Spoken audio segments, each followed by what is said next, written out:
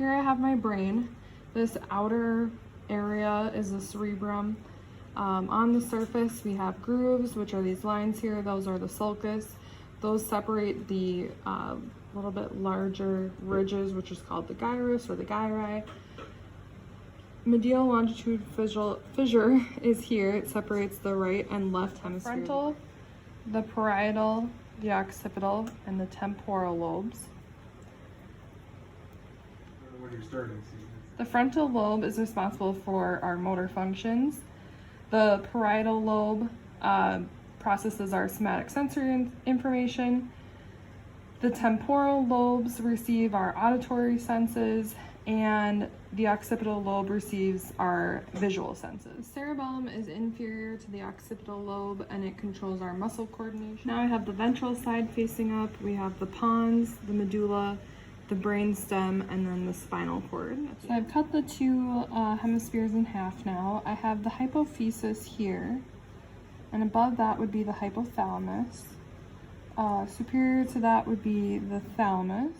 The hypophysis is the pituitary gland, and it sends signals to other endocrine glands in our body.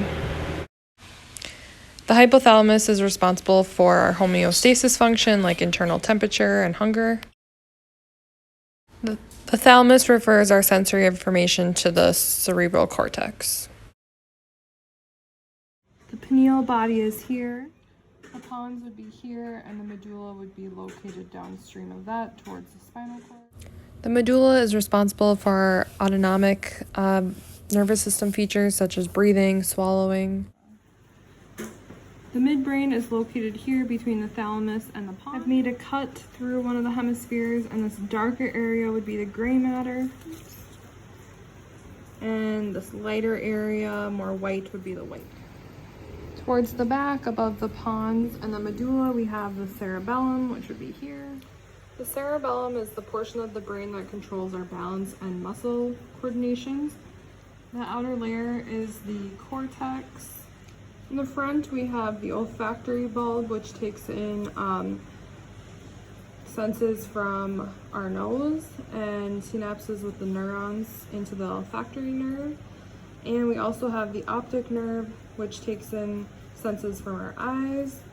The optic chiasma is the crossing point of the optic nerve.